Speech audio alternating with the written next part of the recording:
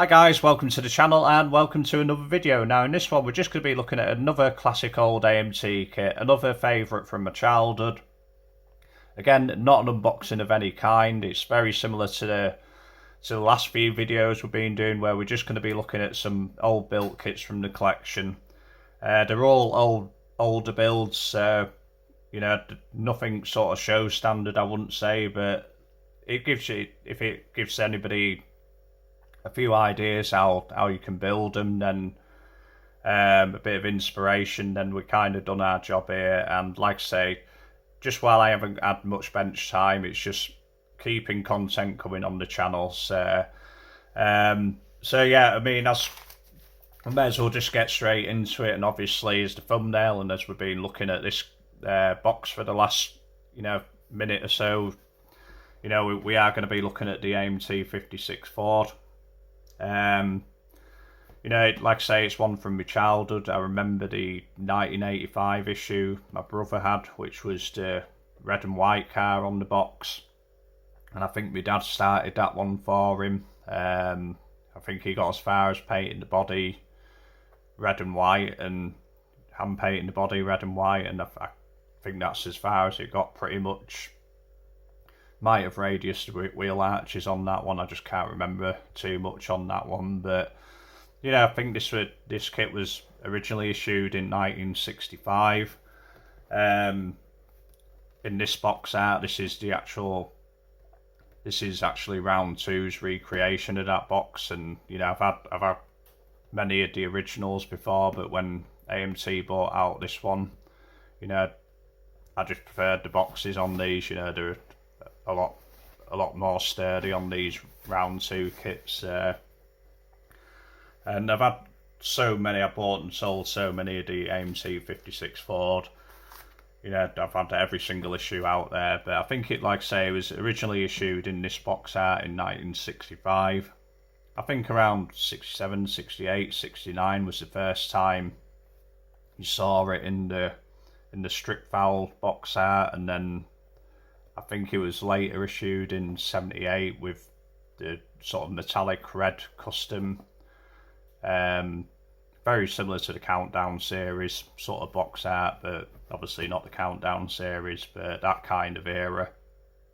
And then, like I say, 85, that was the one which my brother had, and the one I remember the most from my childhood, which was a red and white car on the box, top of the box. And I think the first one I ever bought for myself was the 1989 issue, which is kind of one of my favourite box arts. I don't have one of them at the moment, but yeah, it was like that bluey grey, under white box art car. But I just remember it had a really nice picture of a built-up gasser on the side of that box. And then I think at some point they released it under the Blueprinter. Under the Blueprinter scheme, the limited kit scheme they did, and then I think 2002ish, it came out in that sort of turquoise and white box art, and then they re-released it in the strip foul version around 2007. And then I think this was 2013 they bought out this one in here, and like I say, it's always been my favourite box art, despite it not being the one from my childhood. I just really like the end box art on artwork on this one. And then I think as late as 2022, I think round two bought it out again in the strip foul version box art, but it didn't really do anything for me, that box art. And I've had, like I say, I've got so many of these. I've had so many of these. This is the last unbuilt one I have, and I've just kept this one aside for myself. But really like the custom version on the side, and it was another highly optioned kit from AMT. And again, for 1965 tooling, they build up so well. And we'll have a quick look at them. But we're 4 minutes in, and yeah, that was just a very, very brief history. I mean, I think it's only been re-released sort of 10 times in the last 60 years or so, but You know, the kits we're looking at, you know, a lot of them I haven't built, to be quite honest with you. They're just ones which, you know, I've bought so many built kits over the years and very few survive. But the ones I have a soft spot for, like the Fords, I mean, I've sold so many built kits of these 56 Fords. But there's a few that I've just set aside just because I thought they were a little bit more special, like. But yeah, this is actually one I built, you know, in me teens. It's managed to stand up so well. I think the chassis is just getting a little bit loose. There's a little bit of play in the chassis, but you know, I remember my dad brush painting my brothers, like I said, red and white, and I kind of always wanted to do a red and white one. So yeah, I was probably like 16 maybe when I built this one, maybe a bit earlier. Very basic build. Just used rattle cans as I still do today. I can't remember whether I actually bothered to.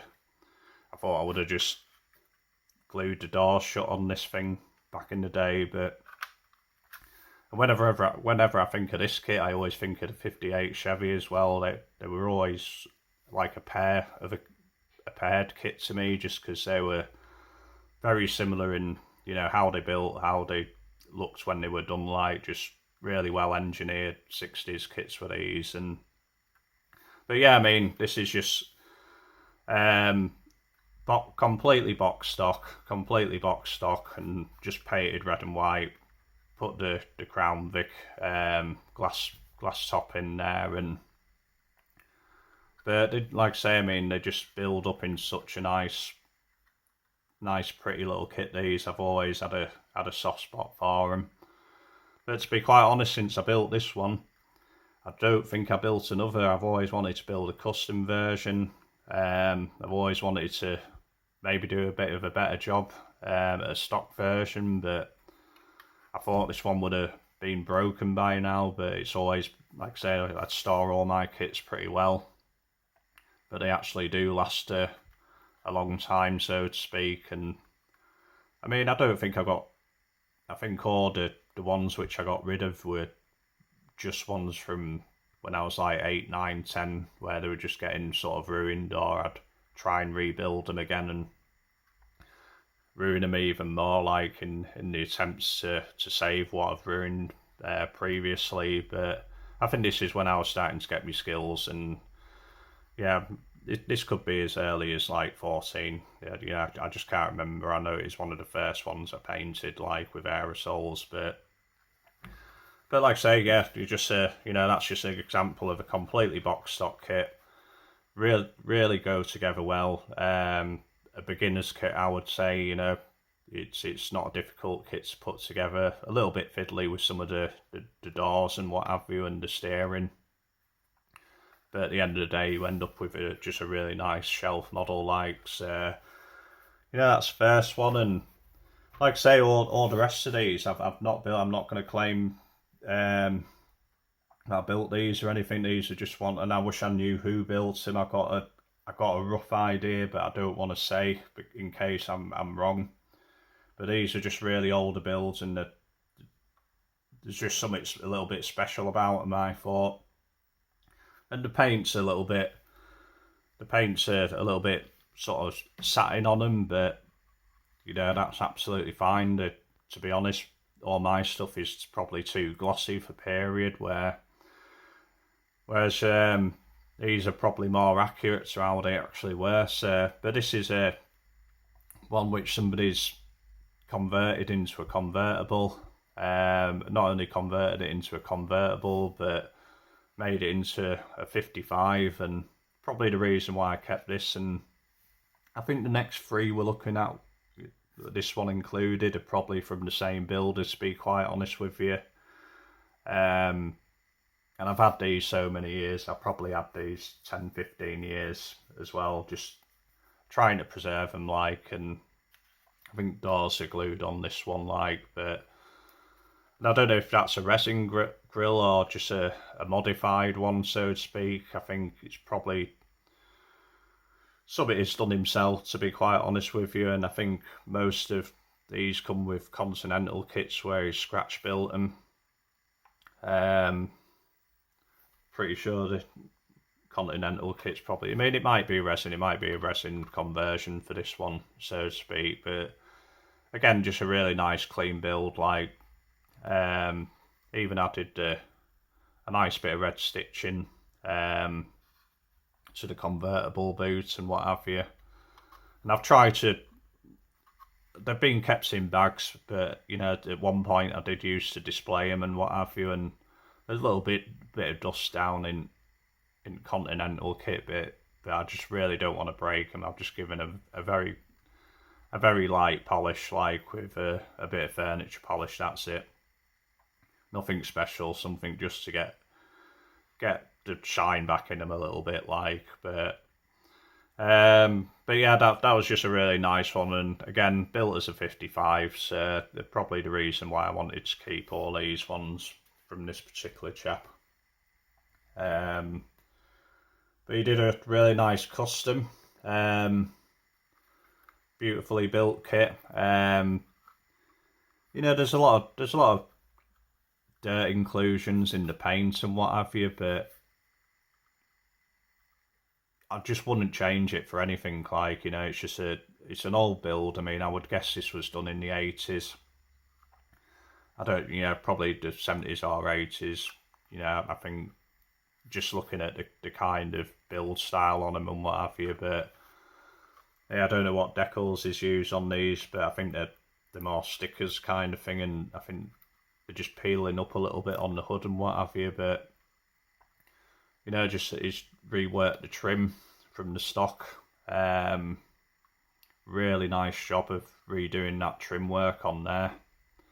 And again, I'm just showing, like I say, with it, same as all these videos, it, you know, if it just adds a bit of inspiration, you know, built a few build ideas to add to your own build at some point, but that's a really nice touch, is that custom trim to there.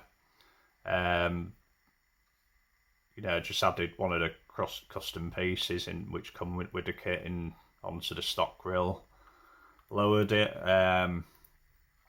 These are actually stock hubcaps, but you know, to put a spinner, I think that's possibly the rear tail light insert from the 63 Galaxy, just added to the stock hubcap, and you know, completely transforms the look of a stock hubcap into something more custom. So again, it's all just these nice little touches, which is why I've kept this one. Again, like, I've had so many built kit, I've sold a load of built want versions of these, you know, kind of a bit more builderish ones recently, over the last year or so. But I mean, I don't think we looked at the engine. I mean, I don't think the engines are that important in things like this. Like, it's more how they sit on the shelf and what have you. But I think they've all got pretty nice engine deeds. Just no wiring or anything, but just really cleanly done. Again, built with the optional glass roof and what have you, with the Crown Vic bar and what have you. But side skirts never came with the kit, so they've either been fabricated or they're modified from something else. Possibly, I would have thought they might have been modified from the AMT 57 Ford Thunderbird, quite possibly. Couldn't say, but that would be my best guess if they're from a kit base. Yeah, probably the Thunderbird, I would have thought. But yeah, it just goes to show with some subtle changes how different you can make this kit look. And again, really nice colour combination on this one, the yellow, the black with the white, you know, triple colour. Absolutely perfectly done. Like, and like I said, the paint's not perfect, you'll see in that roof. I think they're either, if they're being brush painted, they've been extremely well brush painted, but you can't see the strokes, but most likely sprayed.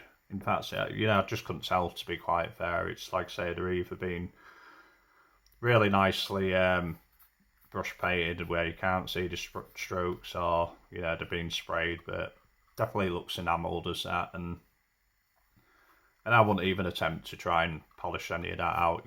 That's how the kit is, and it's just a nice old period build, a bit of a survivor, I would say, of these ones. So yeah, really, that one's just stayed in the collection as long as the convertible, and I think this is another one that chap had done.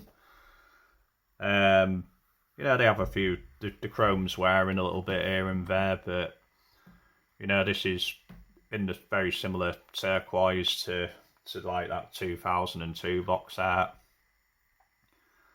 Just another great colour combination. I mean, I think these two are my favourite colour combinations on the 56 Fords, but yeah, this one is scratch built a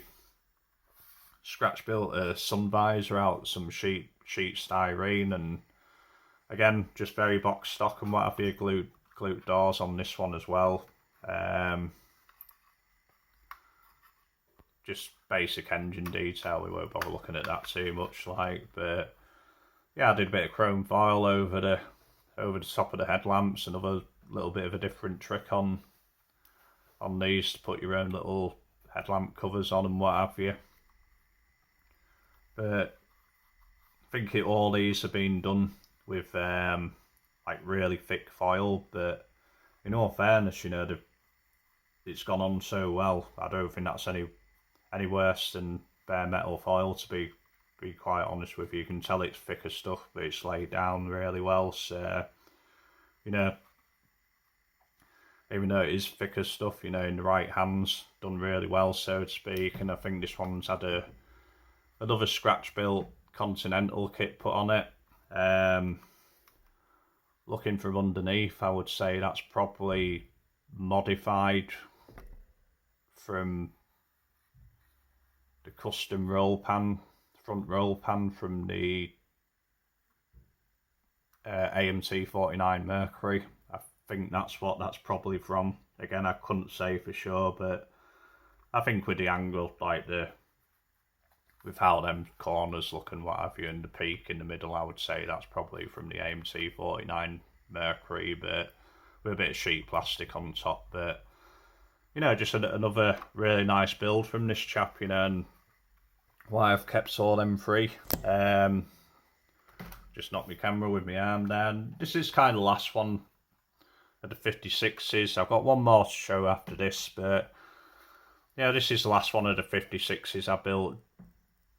And this one's by the same chap. This is just a random one I think I purchased many years ago as well, and it's just stayed with the others just because I think mainly because it was just a little bit different again. Really like the colour scheme on this one. Just reminded me of the old Revel 132nd kit, which was always yellow and black on the box art, no matter how many times they reissued that one. But again, I think the glue doors have been glued on these. I mean, to be quite honest with you, I don't think it really matters, to be honest. Looks like it's missing the size of the Crown Vic top and what have you, but yeah, I think I just kept this one just because it again is another clean build. Looks like it's missing the centre spear off the hood and what have you, but I think the reason I've kept these is just the variations in colour schemes.